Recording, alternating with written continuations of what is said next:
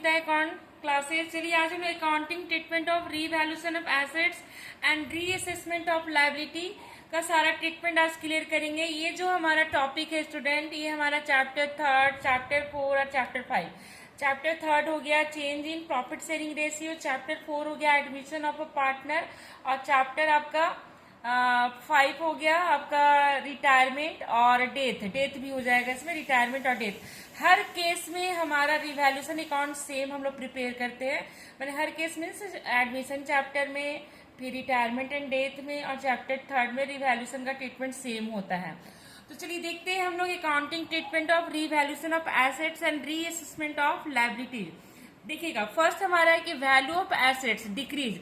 अगर एसेट्स का value decrease होगा स्टूडेंट, तो हम लोग को क्या होगा, लॉस होगा। हम लोग मीन्स फॉर्म को लॉस होगा। तो जब भी लॉस होगा तो आप एकदम क्लियर रखिएगा, रीवैल्यूएशन को डेबिट कर दीजिएगा जर्नल एंट्री में। तो यहाँ पे देखिए एंट्री क्या होगा, रीवैल्यूएशन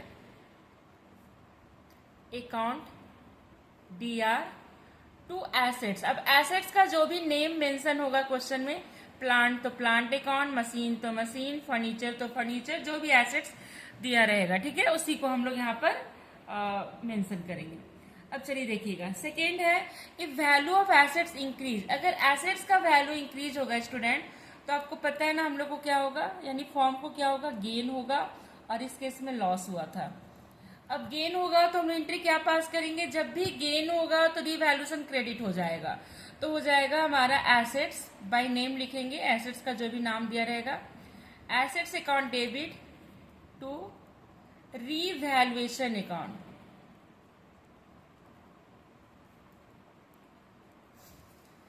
अब उसके बाद देखिएगा नेक्स्ट, ये वैल्यू ऑफ लायबिलिटी इंक्रीज। अब देखिए लायबिलिटी अगर फॉर्म में इंक्रीज होगा तो फिर फॉर्म को लॉस होगा। तो जब भी लॉस होगा एकदम आप माइंड में सेट कर लीजिए, आपको रीवैल्यूएशन डेबिट करना होगा। तो revaluation account debit account debit to liabilities. अब लायबिलिटीज में भी नेम जो भी मेंशन रहेगा यहाँ पर बाय नेम लिखेंगे, ठीक है। अब देखिएगा नेक्स्ट है, अगर लायबिलिटी का वैल्यू क्या होता है, डिक्रीज होता है, इंक्रीज नहीं डिक्रीज। इंक्रीज तो हम लोग क्लियर कर लिए, लॉस होगा। डिक्रीज होगा तो फिर फॉर्म को गेन होगा, ठीक है। तो जो भी हम लोग रिवैल्यूएशन का ट्रीटमेंट करते हैं, हम लोग नॉमिनल अकाउंट के रूल में ट्रीटमेंट करते हैं। नॉमिनल अकाउंट क्या बताता है, लॉस होगा तो सारा डेबिट साइड रिकॉर्ड होगा, और गेन होगा तो सारा क्रेडिट साइड रिकॉर्ड होगा। यहाँ पे देखिए गेन हो रहा है तो फिर रिवैल्यूएशन को क्रेडिट करना होगा, liabilities account debit to revaluation, क्योंकि हम लोग को गेन हो रहा है इसलिए रिवैल्यूएशन को हम लोग क्रेडिट कर रहे हैं, ठीक है। नरेशन में इसी को लिख दीजिएगा जो हमारा ट्रांजेक्शन है। तो ये हो गया हमारा हम लोग अभी तक क्या क्लियर किए, assets decrease, assets increase, liability increase, liability decrease.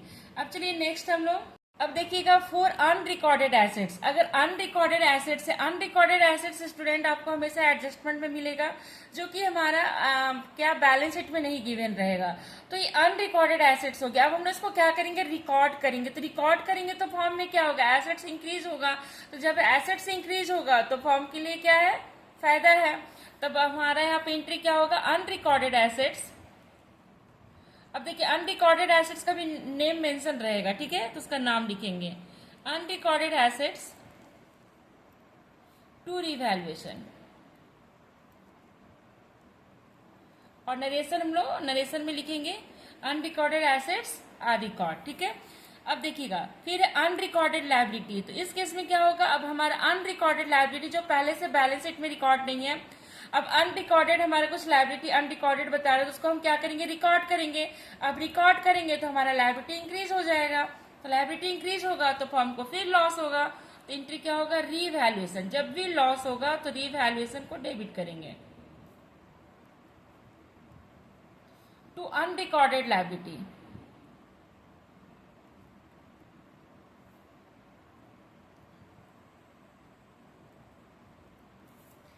अब नेक्स्ट देखिएगा, अगर provision provision for doubtful dates अगर इंक्रीज होता है, देखिए फॉर्म में अगर लॉस इंक्रीज होगा तो प्रोविजन भी हमारा इंक्रीज होगा।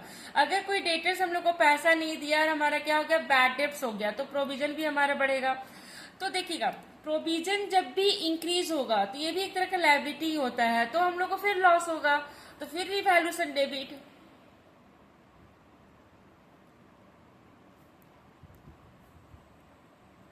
To provision for doubtful debts.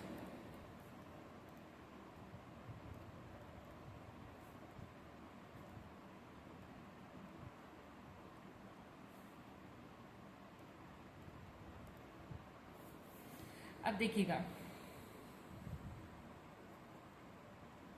अब देखिए यहाँ पर प्रोविजन क्या हो रहा है, डिक्रीज हो रहा है, तो फर्म को गेन होगा। जब प्रोविजन कम होगा तो फर्म में लॉस भी कम हो जाएगा। तो उस केस में देखिए हमारा अपोजिट एंट्री हो जाएगा।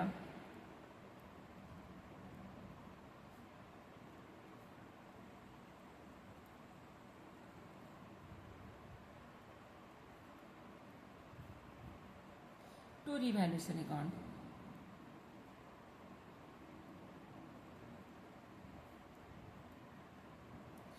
अब हम लोग देखिए रिवैल्यूएशन अकाउंट जब हम लोग प्रिपेयर करेंगे तो हम लोग को प्रॉफिट होगा या फिर लॉस होगा, तो उसका भी अकाउंटिंग ट्रीटमेंट होगा।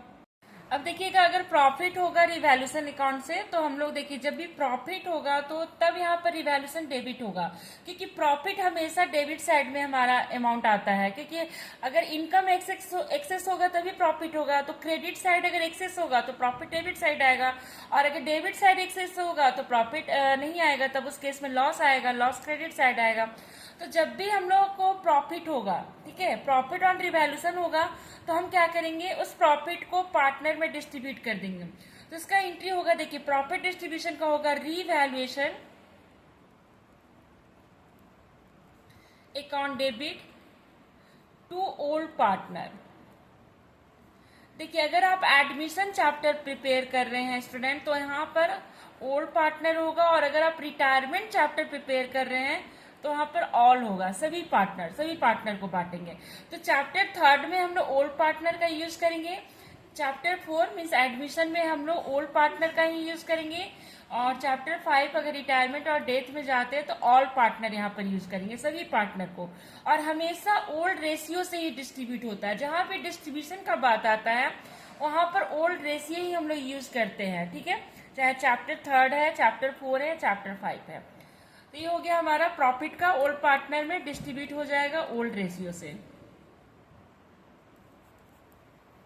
उसी तरफ देखिएगा फॉर लॉस ऑन रिवैल्यूएशन, जब लॉस होगा तो उस केस में इसका अपोजिट एंट्री हो जाएगा, ओल्ड पार्टनर्स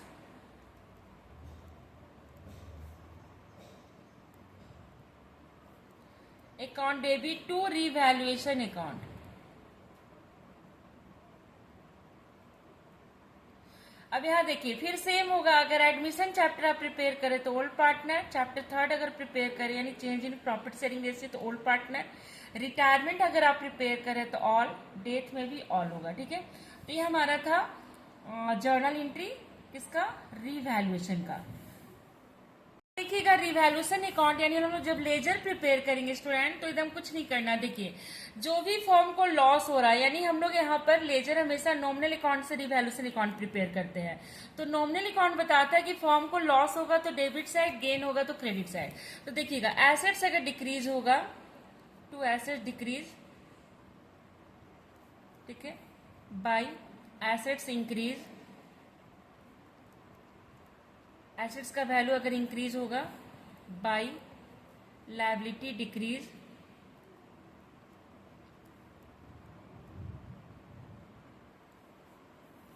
इधर to liability increase,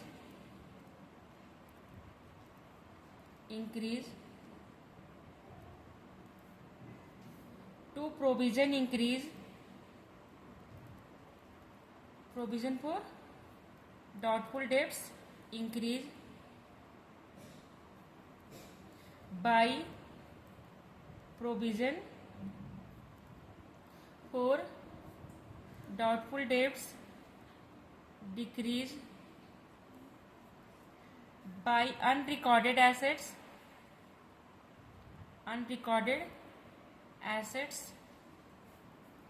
to unrecorded liability,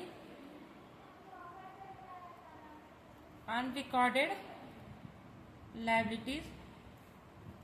अब देखिए अगर क्रेडिट हमारा एक्सेस होगा तो प्रॉफिट आएगा।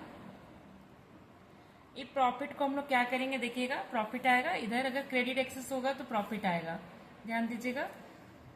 क्रेडिट अगर एक्सेस होगा तो प्रॉफिट आएगा। इस प्रॉफिट को हम लोग ओल्ड पार्टनर, मान लीजिए ए बी है तो ओल्ड पार्टनर में डिस्ट्रीब्यूट हो जाएगा, और अगर हम रिटायरमेंट में प्रिपेयर कर रहे हैं रिवैल्यूएशन तो ऑल पार्टनर में डिस्ट्रीब्यूट होगा। अगर डेबिट एक्सेस होगा तो लॉस आएगा, तो लॉस के भी केस में हम लोग क्या करेंगे, लॉस में अगर आएगा तो हम लोग क्या करेंगे, पार्टनर में डिस्ट्रीब्यूट कर देंगे ओल्ड रेशियो से। हमेशा डिस्ट्रीब्यूशन ओल्ड रेशियो से ही होगा, ठीक है। तो ये रिवैल्यूएशन अकाउंट का फॉर्मेट है। अब नेक्स्ट क्लास में हम इससे रिलेटेड कुछ क्वेश्चन सॉल्व करेंगे।